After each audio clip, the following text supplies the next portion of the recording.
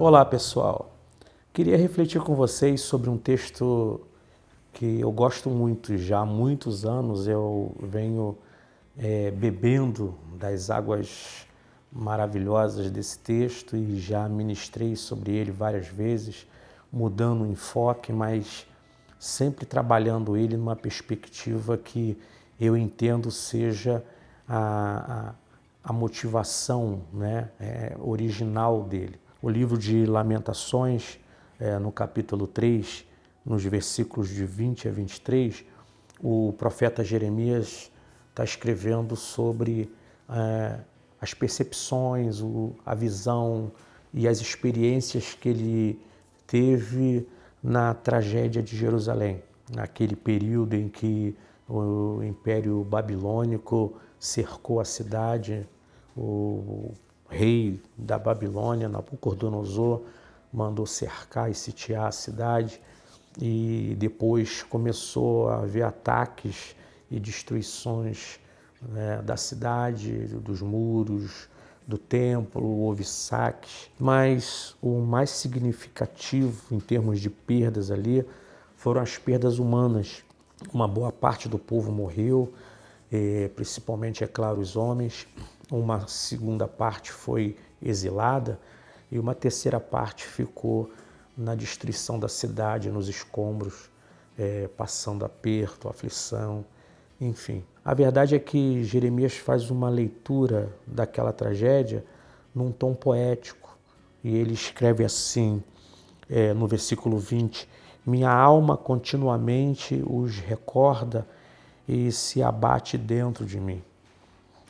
No texto ele coloca Deus como protagonista, que de fato foi, e como um agente nas mãos de Deus, o Império Caldeu, o Império Babilônico. E ele está falando de todas as agruras e sofrimentos que ele e o seu povo vivenciaram.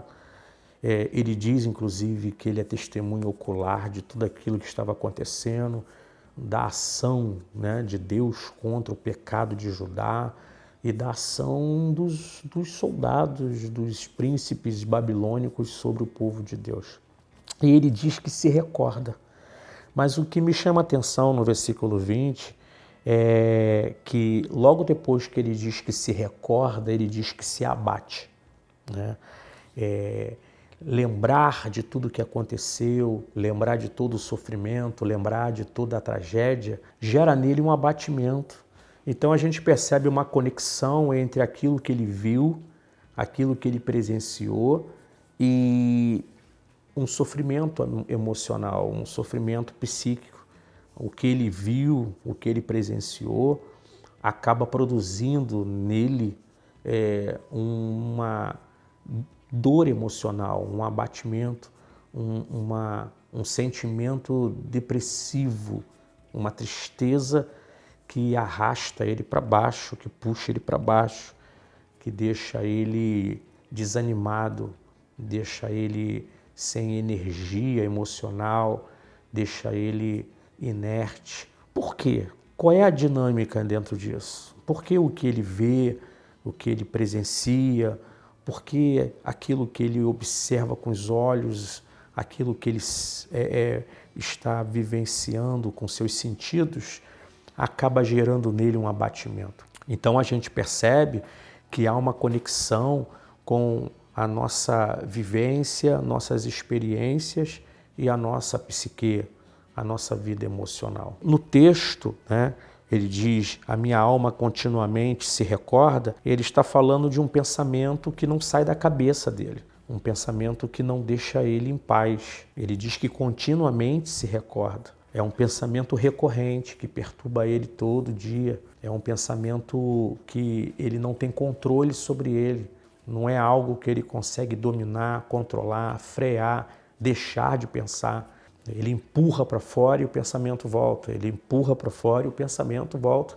O pensamento fica rodeando a cabeça dele, e quanto mais ele tenta empurrar esse pensamento para fora, mais forte fica esse pensamento. É um pensamento, como dizia Aaron Beck, é um pensamento automático, um pensamento que não te respeita, que não te dá confiança. E por mais que você tente não pensar, excluir, esse pensamento fica ali, alojado, entranhado na sua memória. É o que ele diz, minha alma continuamente se recorda. E o recordar de forma contínua produz um abatimento também de forma contínua. Esse é o manejo tanto do transtorno de ansiedade ou da ansiedade, como também o manejo cognitivo, né, o manejo psíquico fomentador da depressão. O pensamento ansioso, ele perpetua o estado emocional ansioso. O pensamento depressivo, ele perpetua o estado depressivo. O depressivo pensa da forma depressiva, né, que abate, que achata, de forma descendente para baixo, de forma pessimista, amarga, com uma autoavaliação péssima.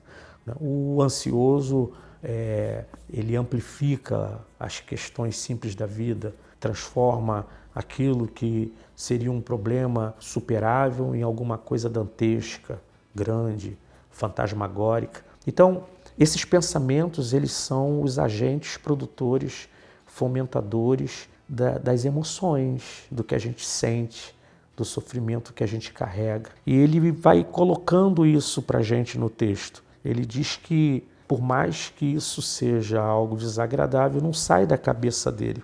No versículo 21, ele manifesta uma reação. Ele diz, quero trazer à memória. Esse pensamento aqui já é dele. O pensamento de cima é um pensamento livre. Se for uma visão psicanalítica, é um pensamento do inconsciente, promovido pelo inconsciente, né?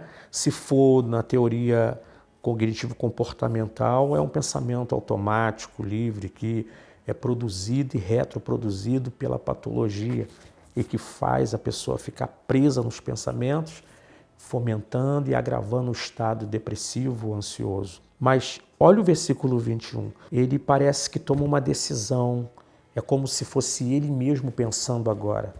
Olha a diferença do pensamento do versículo 21 para a realidade mental dele do versículo 20. No versículo 20, há um pensamento que ele não quer e que fica na cabeça dele o tempo todo.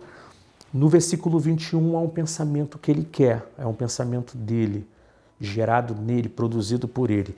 Quero trazer à memória. E o que ele quer trazer à memória? O que ele precisa trazer à memória para contrabalançar essa carga pesada de pensamentos livres promovido pelas tragédias que ele viu?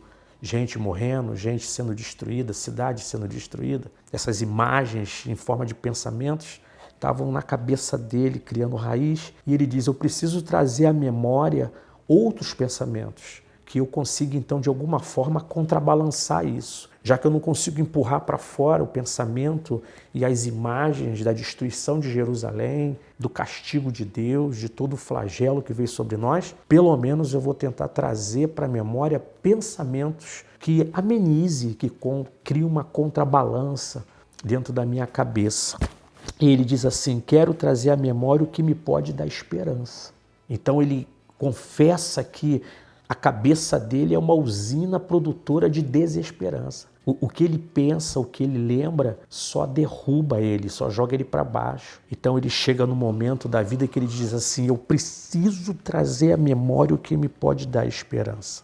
E o que é que pode dar esperança para ele? Aí no versículo 22, ele vai buscar no consultório de Deus. Versículo 22, ele fala das misericórdias do Senhor. O interessante é que ele usa dois termos, duas palavras hebraicas para falar de misericórdia. Duas palavras diferentes. A primeira palavra hebraica para misericórdia está no início do versículo. Ele diz que as misericórdias do Senhor são a causa de não sermos consumidos, porque as suas misericórdias não têm fim. São dois termos, na tradução da língua portuguesa são traduzidos por misericórdia, mas na língua original elas não são iguais. A primeira palavra para misericórdia fala sobre bondade e benignidade. É um termo hebraico que fala sobre a bondade e a benignidade de Deus. Falando que Deus é bom na sua essência, que Deus ele tem na sua natureza básica o DNA da bondade, que não há mal em Deus. Ora, saber que Deus é bom acaba trazendo para nós consolo e conforto e esperança. Quando a gente entende e sabe que Deus é bom, a gente consegue olhar para a vida com outra perspectiva. Fidelidade. A primeira palavra, então, pode ser traduzida por bondade, benignidade e fidelidade. Fidelidade é tudo que se quer quando se está vivendo um tempo de caos, um tempo de dor e de angústia. A gente olhar para Deus e saber que Ele não vai deixar a gente sucumbir, a gente ser destruído de uma forma definitiva. Olhar para Deus e saber que há esperança, porque Ele é fiel. Ele não negocia a gente, não vende a nossa alma, não faz leilão da nossa vida, não faz barganha com o diabo usando a nossa vida. É Deus fiel que guarda a gente até o fim, que nos protege até o fim e que nos espera de forma firme e poderosa na linha divisória entre a vida e a morte.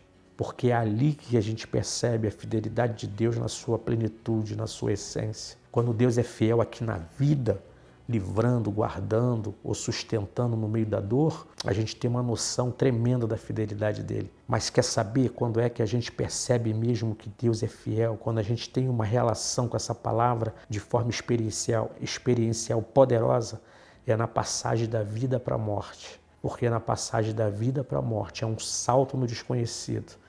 E se a gente está nele, a gente não salta daqui para lá, para o vazio, para o caos, para o limbo. A gente solta daqui para lá, para os braços dele.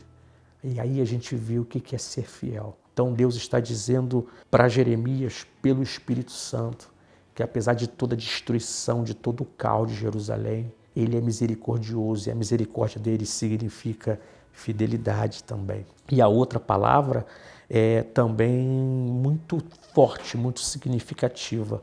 É uma palavra que se traduz por ventre, isso mesmo, ventre, útero. E dentro da cultura judaica, o ventre, o útero, aponta para a compaixão, esse sentimento que Deus tem nele mesmo, intrínseco nele, de olhar para você com paixão, com o coração derramado, com o coração exposto. É esse Deus que manifesta na vida do miserável um sentimento maravilhoso de acolhimento, de resgate. Mas quando eu olho para o termo ventre, eu vou além da termologia. Ventre para mim é acolhimento.